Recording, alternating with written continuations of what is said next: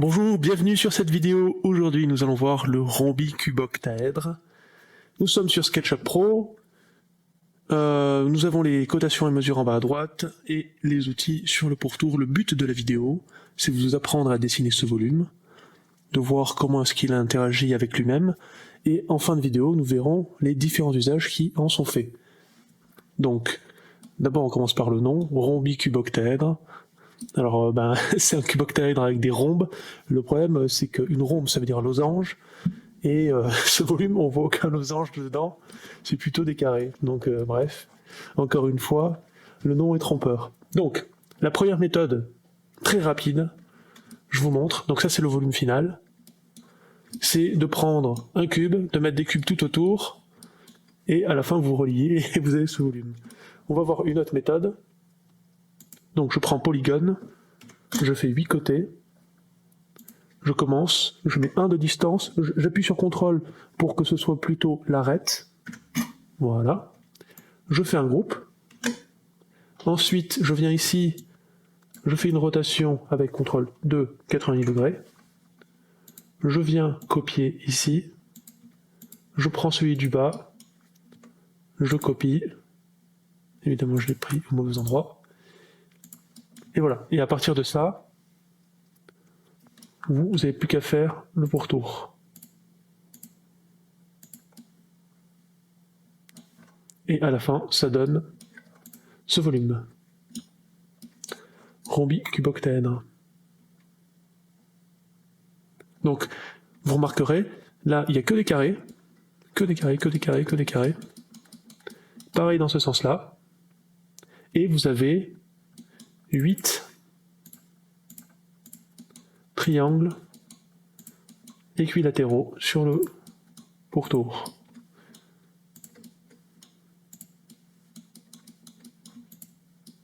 Ok. Donc ensuite, je vais enlever les couleurs parce que on n'a pas besoin pour la suite. Position sur l'arête, je prends le volume.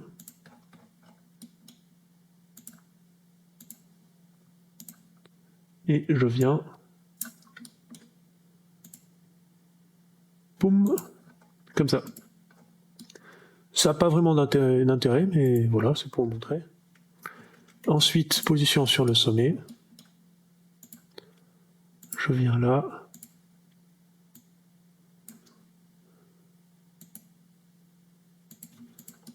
Et voilà. Là non plus, pas trop d'intérêt. Par contre, ce que je peux vous montrer, c'est position sur la face triangulaire. Ça peut être intéressant. Donc d'abord, je vais positionner comme ça. Et enfin, voilà, positionner, tac. Voilà. Et là, on a quand même un volume qui est bien différent visuellement de celui-là.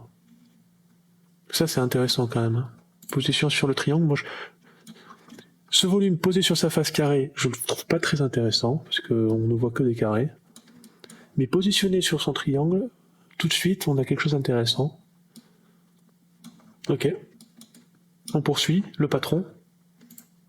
Alors vraiment, je pense que ça va être, avec la vidéo sur le cube, la vidéo la plus rapide à faire. Hein. Donc là, honnêtement, je vous fais pas la décomposition du patron parce que tout de suite, on comprend. C'est-à-dire que sur tout le pourtour là, on a ça. Sur tout l'autre pourtour, on a que des carrés. Et après, on met des triangles comme ça. Voilà, c'est bon, voilà, c'est trop évident. Ensuite, par contre, le centre des arêtes. On y va.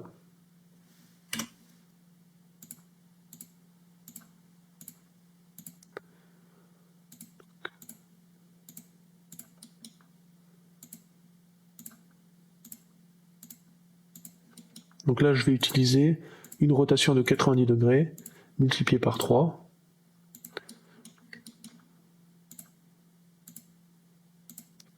Par contre, je suis obligé de commencer à dessiner un quart de l'ensemble. Voilà. Je viens chercher le centre. hop, 90 degrés, x 3. J'ai plus qu'à supprimer. Je viens relier. Oups.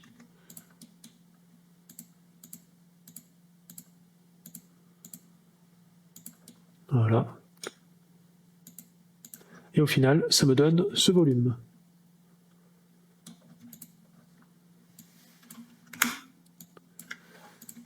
Donc, juste par curiosité, je vais regarder ce que ça donne quand on le met sur son triangle, encore une fois.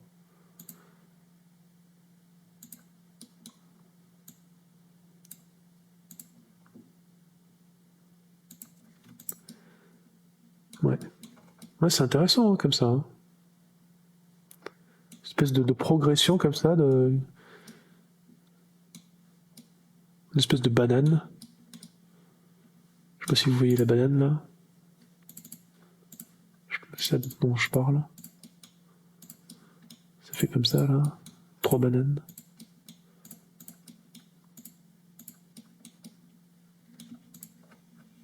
Ok, ensuite.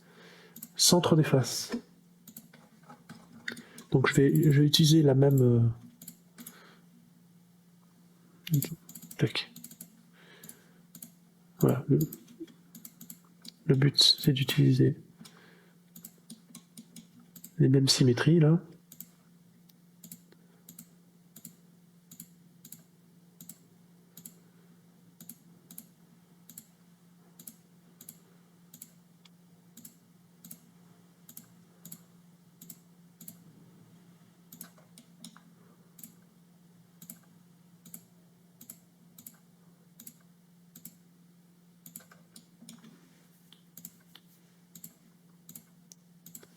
Ok.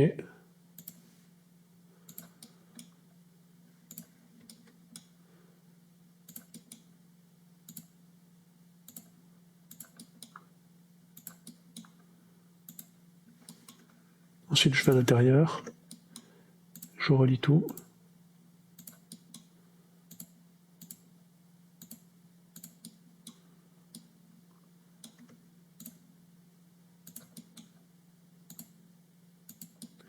Voilà.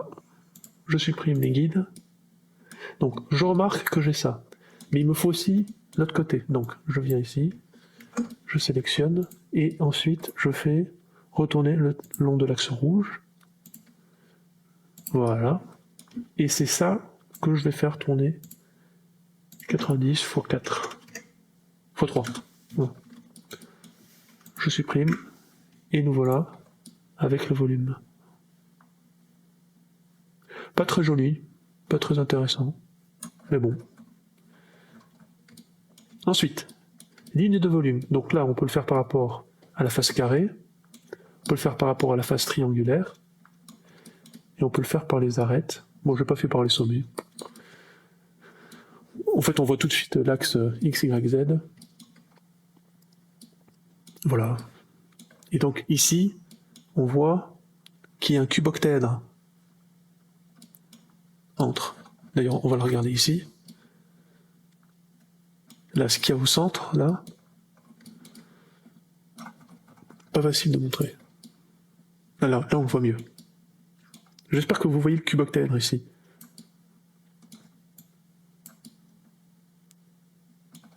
Ok, ensuite, là, c'est par les faces triangulaires. Ok. La structure, voilà, hein, c'est l'évidente, celle-là. La tour. Ok. Ensuite, on va voir les différents usages. Donc là, de l'esthétique. C'est le même volume, mais sauf qu'il est étoilé, celui-là, de l'esthétique. Encore une fois, de l'esthétique. Là, évidemment, ils sont obligés de trianguler toutes les faces carrées, parce que sinon, c'est pas structurel. Donc ça, c'est intéressant, parce qu'en fait, là, ils utilisent les faces carrées pour le pourtour, donc on a un octogone au centre, et après, le reste permet de faire le dôme. Là, c'est une bibliothèque à Minsk. Donc c'est, je pense, à cause de toutes les faces carrées qu'il y a dans ce volume, le volume est mieux approprié que les autres. Mais ça reste pas très joli. Hein. Ils auraient mieux fait de le faire sur la face triangulaire. Mais bon, après, les critères de beauté sont différents entre les personnes. Ok, je fais des projections parallèles, on va voir ça. Ouais. Alors, voilà, de haut, c'est fou. Franchement, c'est sympa, ça.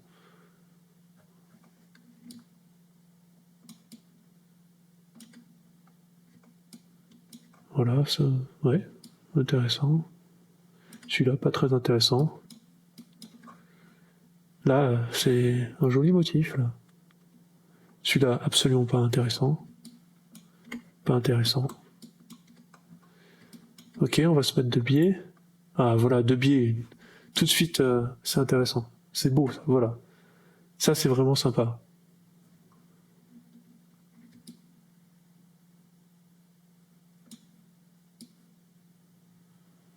Ah, voilà, de biais, lui, il est pas mal.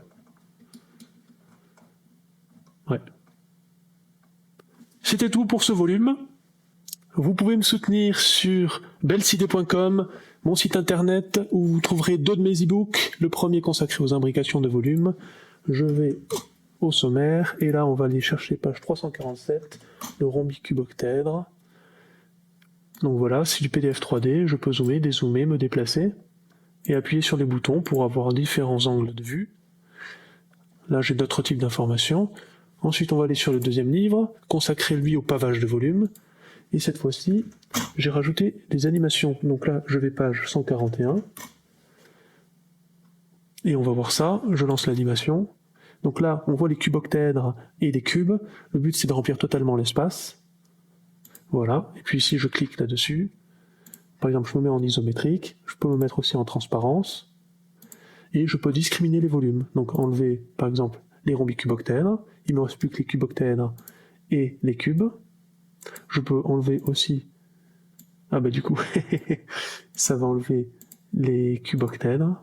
Et il ne restera plus que les cubes, que je n'ai pas totalement décidé apparemment.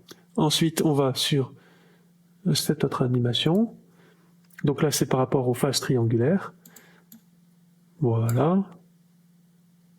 Et la dernière, voilà, c'est très intéressante celle-là. Avec des tétraèdres, des cubes, de dessus, en isométrique. Alors voyons ce que ça donne en transparence. Voilà, très sympathique. J'espère que cette vidéo vous a plu, et on se retrouve à la prochaine.